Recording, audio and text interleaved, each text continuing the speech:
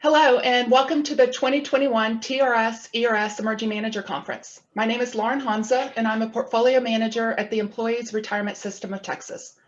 My primary responsibility is running the Global Public Equity External Advisor Program. In addition to these duties, I coordinate the ERS Emerging Manager Program under the direction of our CIO, Tom Toll. I'm joined today with Legato Capital Management, a manager of emerging managers focused on the public equity asset class. ERS has been working with Legato since 2010 when we hired them for one of our first formal emerging manager mandates. Our relationship has grown with them in the last 10 years. We started with a $50 million allocation to a domestic all-cap core portfolio. In the last few years, we shifted to focus on less efficient asset classes so that we can better complement our internal managed portfolios. Today, we have almost $400 million invested with Legato across two mandates, international small cap and emerging markets. We consider Legato to be an extension of staff when it comes to our public equity portfolio. They have not only introduced us to some incredible talent, but have also shared best practices with us regarding due diligence, firm operations, and monitoring. I'm excited to be joined by the Legato team today. We set out to have a conversation about the emerging manager landscape, and we hope both managers and allocators find it helpful. I'm now going to turn it over to Legato so that they can introduce themselves and the firm. And I turn it over to Victor now.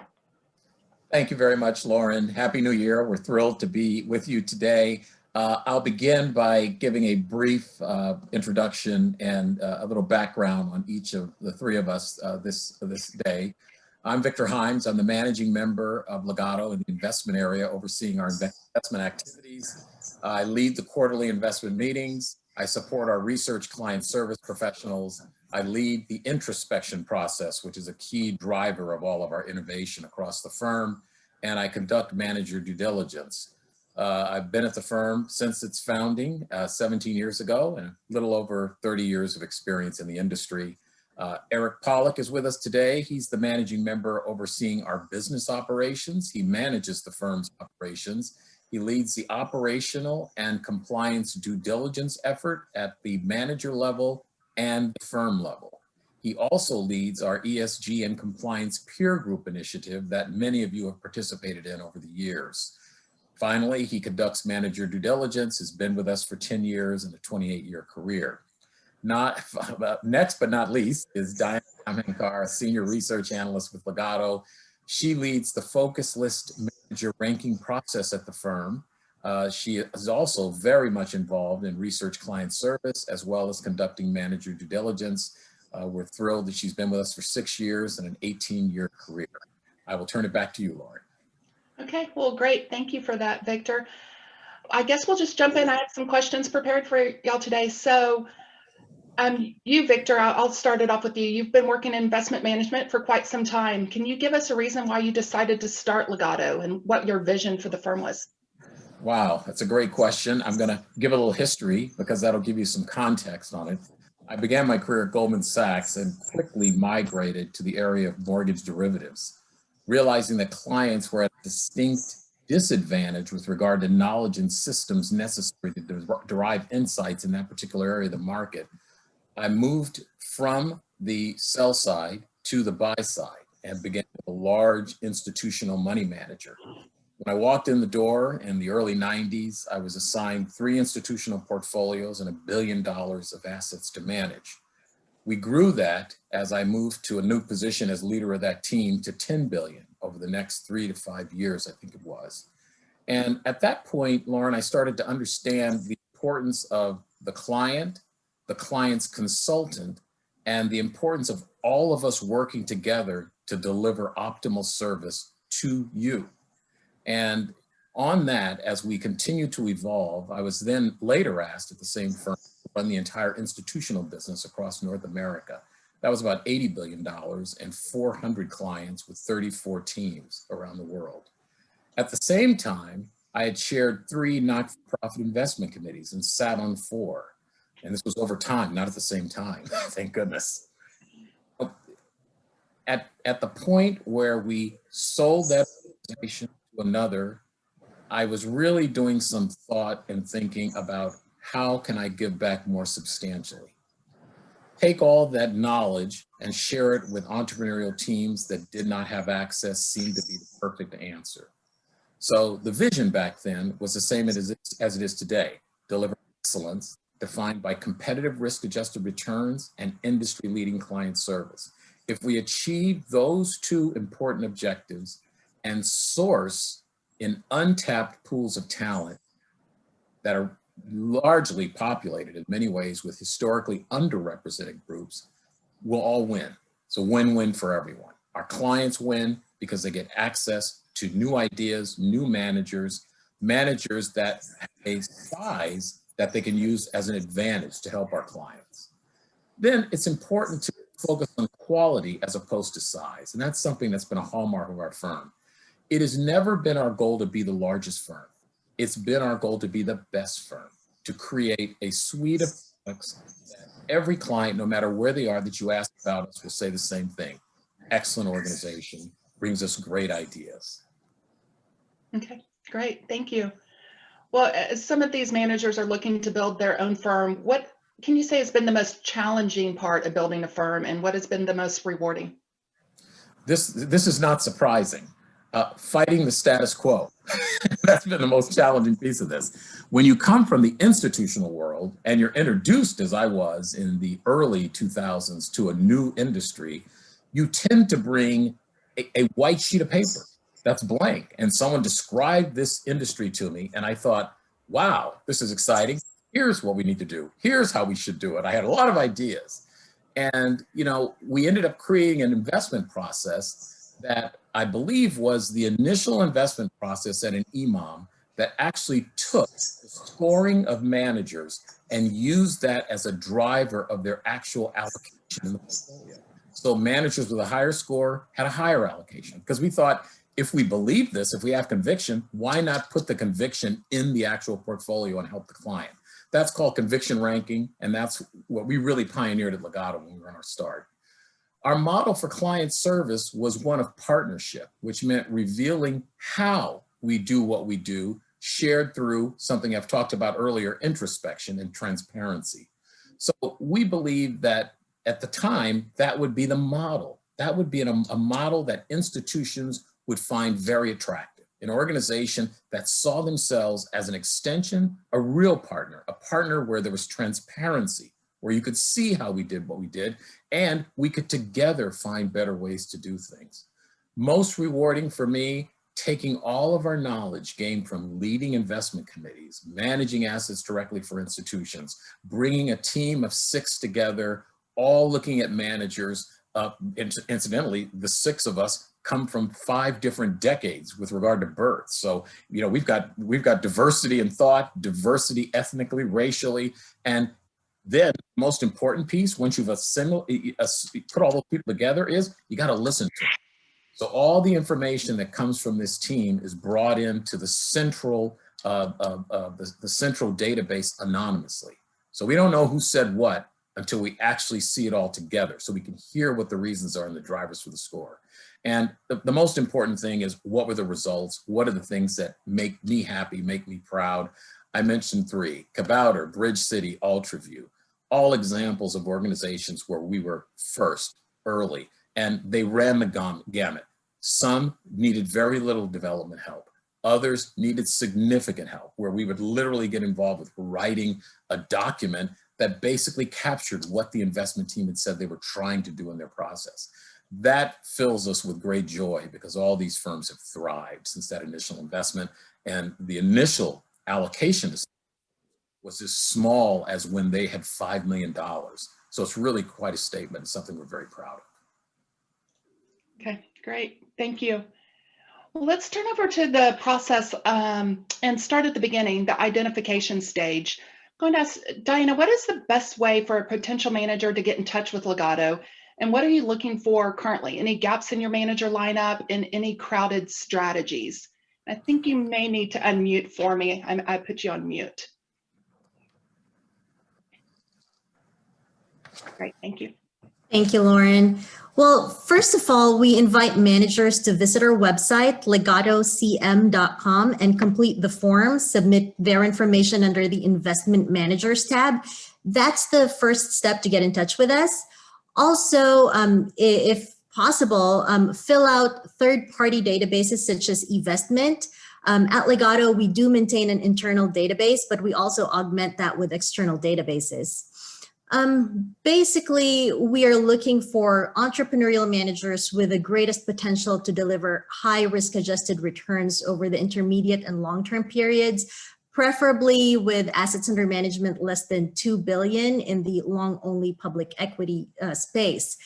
After thorough evaluation of the managers in our investable universe, the highest conviction managers are placed in our focus list or our buy list.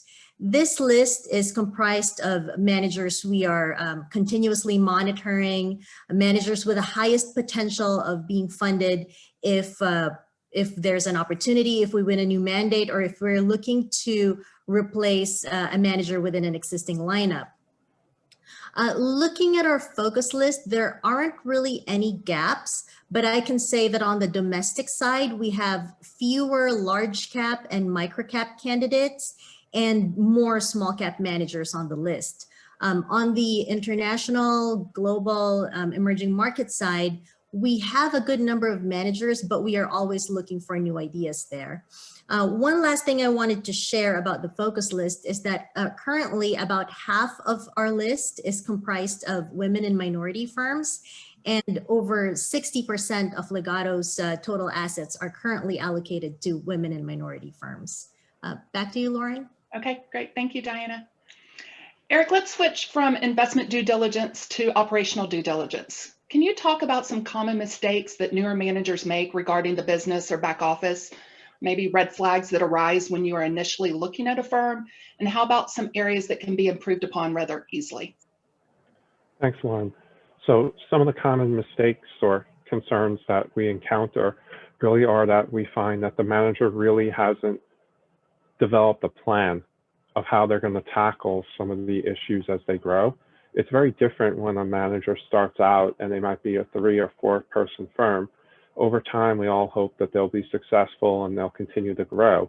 And if they become 8-person firm or a 10-person firm, it's going to look very different than it did when they were 3 or 4 people. And just thinking through what areas they might need to augment, what skills they might not have internally, what responsibilities may need to shift.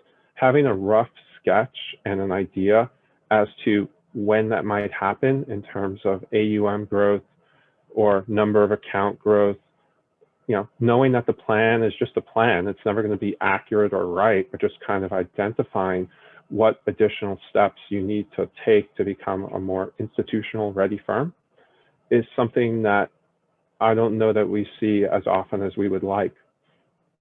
The areas that we see, just switching gears a little bit, the most gaps in, if you will, right now, will be no surprise, it will be cybersecurity, where it doesn't seem like you could do enough, and every day there's something new in cybersecurity that you sort of need to be familiar with and adapt and implement some controls around. Back to you, Lauren. Great, thank you, Eric. Next, I'd like to talk more about manager engagement and development. Many times you're working with very experienced investment teams. However, they may not have as much experience working on business and client issues. Can you talk about that mentoring process? How do you help take a group of talented investors and turn that into a successful investment management firm? And I'll open it up to the group and may have you on mute. Thank you. Thank you, Lauren. I'll start. So there are multiple touch points as we are getting to know a manager. We ask a lot of questions. We share best practices. We make suggestions when we see something deficient. In the past, we've assisted some managers in improving their marketing book. We've shared our views on how to market to an institutional audience. We've made recommendations for outsourced help, but we do recognize that different methods work for different firms based on resources and preferences, but we'll help explore options and provide some guidance. Through this process, we've built strong relationships with managers. Also, as part of our engagement efforts, we have formed 2 peer groups to help in manager development, a compliance peer group and an ESG peer group. So once or twice a year for each peer group, we host a call featuring industry experts to discuss relevant issues related to compliance or ESG. These peer forums are a great venue to learn from industry leaders, to share best practices, ask questions, and these events are fully sponsored by Legato. We are not compensated in any way. We simply want to build programs that may be beneficial to entrepreneurial managers. I'll pass it on to Eric. Thanks, Diana. So Diana kind of gave a great overview of what we do. I would just like to state that Legato is a resource. So managers should feel comfortable reaching out to us, asking us some questions, trying to seek some advice, knowing that we're not inside the organization. So we don't know everything. We only kind of know what you tell us or what we've seen during our operational due diligence. And we just want the industry to succeed. It does no good when a firm fails or goes out of business for any one of us. And one of the ideas behind the peer groups that we started was, eventually, hopefully, the managers will start helping each other on some of these operational and compliance, best practices and issues besides just going to Legato. Victor, do you have anything to add? Yeah, I would just add a couple of points. One, it's very important when there's an emerging manager of managers involved that there's a value proposition. If you cannot add value to the manager's life, we're really just wasting the manager's time, and we're not a worthy partner with any institutional client. And I think of 2 examples that really strike home at our internal firm. We run a culture that says everyone on the investment team, even the people that are in our support function, should be trying to volunteer in the community. Now, it's more focused on the investment team, where the investment team members are trying to volunteer on boards and hopefully sit in a finance or an investment committee role. Why is that important? Because it brings current information about how groups are making decisions about hiring and terminating managers. So then when we move to our managers who are evolving every day, we are relevant. We have information that is good, new, and effective in helping them to succeed. The second thing that comes from that experience is something that really falls in the governance area. Many people would say, well, you should have a president, a CEO, a CIO, they go through this structure. We see all of those things, but that's a given. What we're more interested in are questions like, what happens if the firm is really, really successful? Who decides who gets paid? Because you realize something, Lauren, the problems in our experience at organizations don't occur when the organization's struggling. We have an incredible ability, teams have an incredible ability to align themselves and work together and row in the same direction when things are bad. It's when things are good that everyone says, hang on a second, Eric's not supposed to be making more than me. Diana's not supposed to be making more than me. The egos start to come. And so we spend time sitting with managers very early on talking about governance. How does your firm move? Going through scenarios, listening to what they say, adding value. Great, thank you for all of those answers. Next, I'd like to move on to the monitoring process. If you approve a manager for your focus list or fund a manager on behalf of a client, what should that manager expect in terms of ongoing monitoring? So if a manager is funded, ongoing monitoring includes a quarterly questionnaire, regular portfolio review calls, operations and compliance due diligence calls, and occasional on-site visits, which we have not performed recently because of the pandemic, but we could use video calls or virtual tours as an alternative for the time being. On the focus list side, we don't really publish the list. The managers are not informed that they are part of the list, but we monitor using eVestment primarily. We track assets, we track performance, we track investment personnel changes. We also every now and then set up conference calls to get an update from the managers. And We do revisit the focus list on a quarterly basis for any changes, additions, removals, and to rank the managers on the list as well.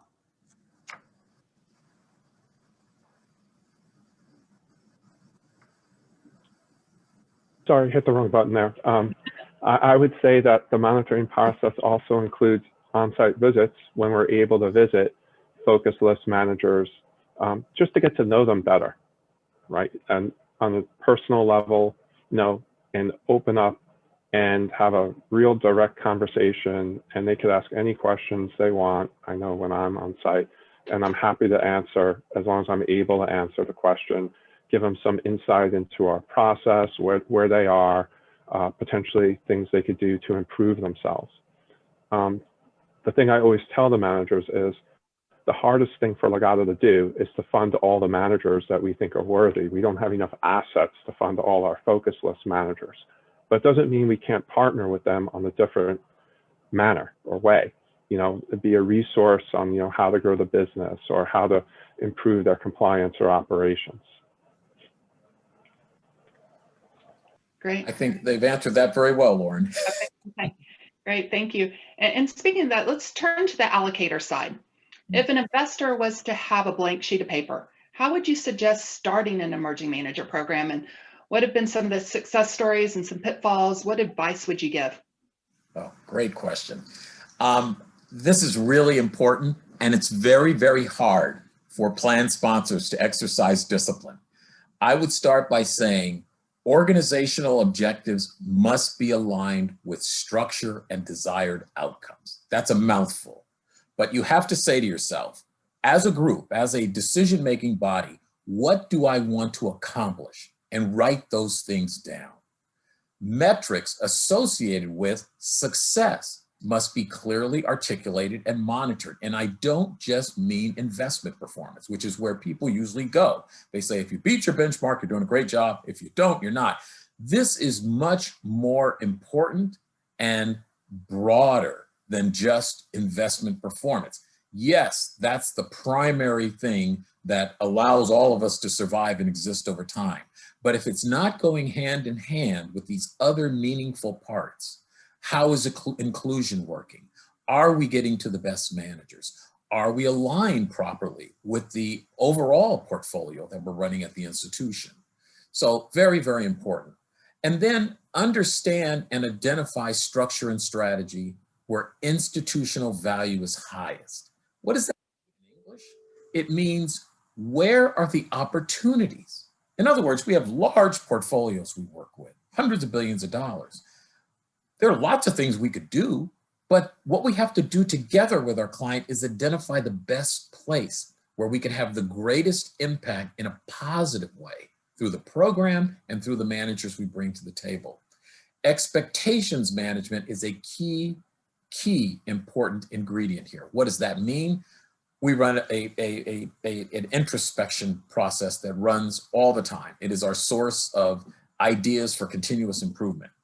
If you reviewed all our work of nearly 2 decades and all the memory and all the data we keep, you would realize there are statistics that are associated with what's the manager that's been in a portfolio that's outperformed the most in a year? What's the manager that's underperformed the most?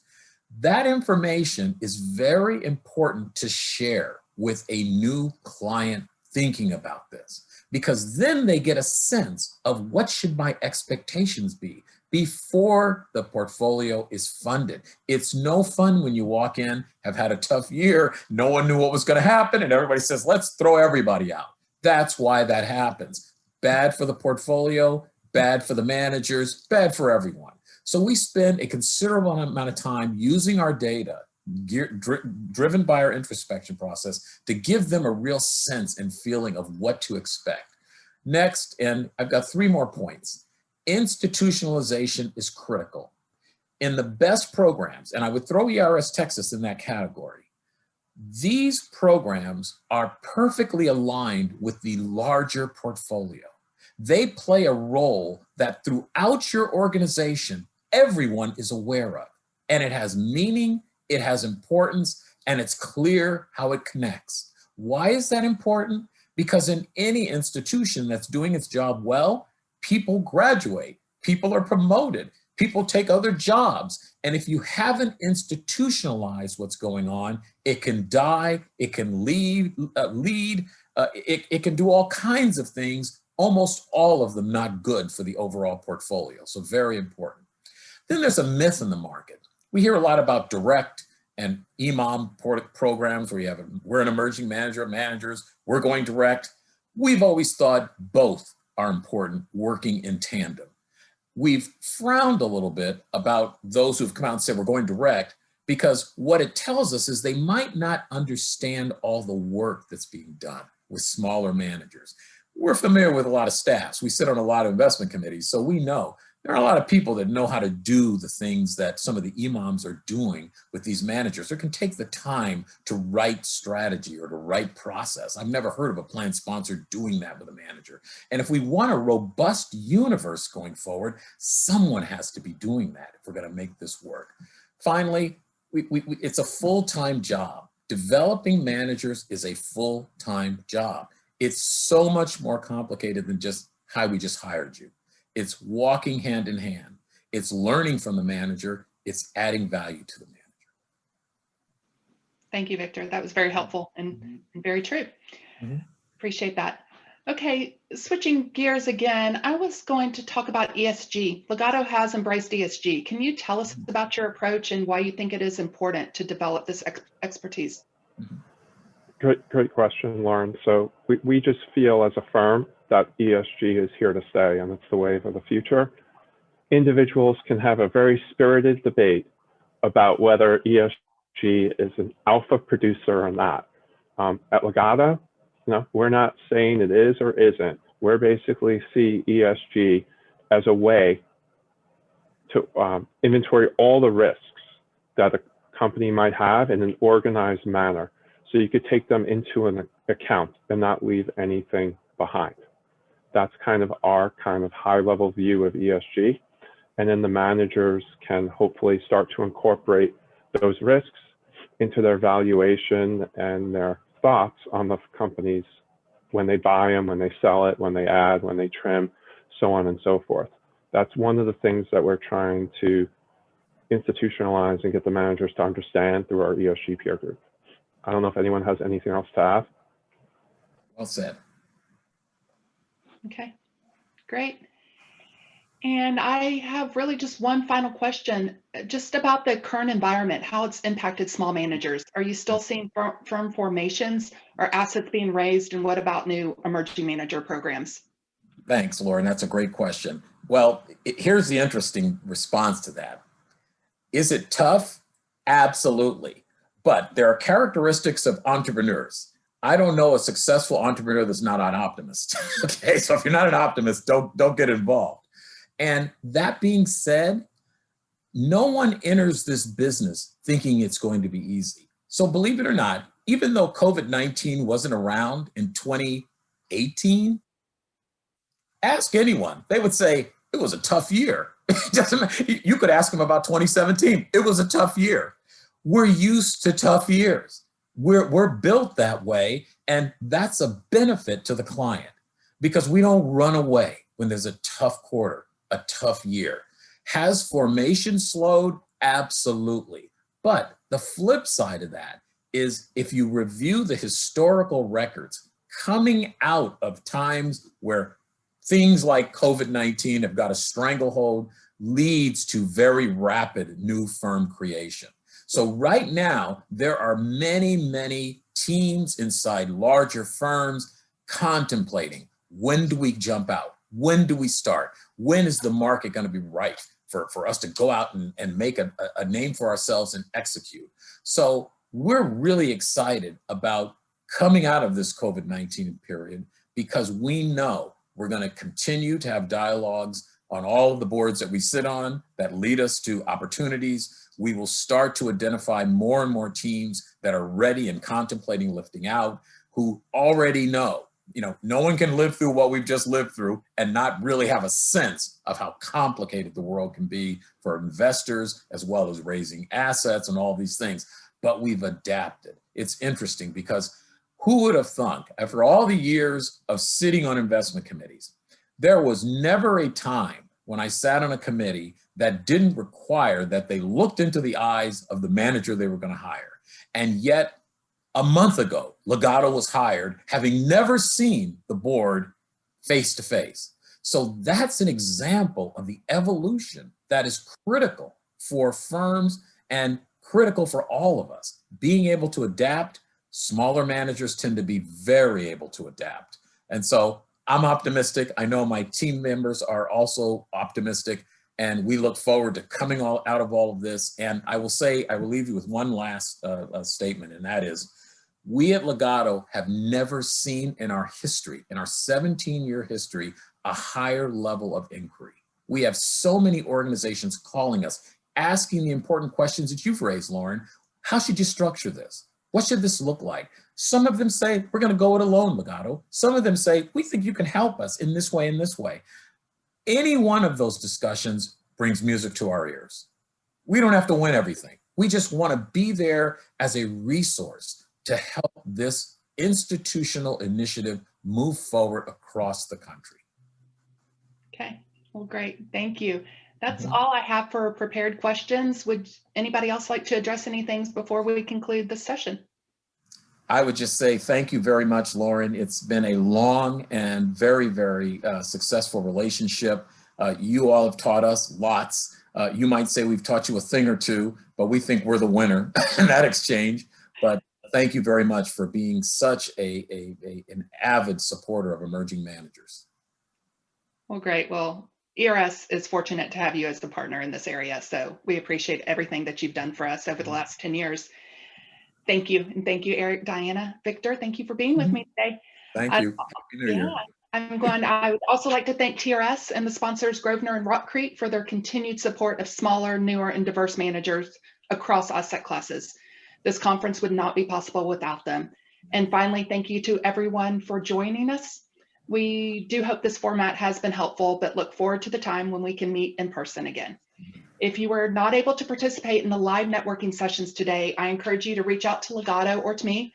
Our email information should be included with the ERS virtual booth information. We wish you the best of luck in your endeavors. Thank you, everybody. Thank you, Legato. Thank you. Thank you.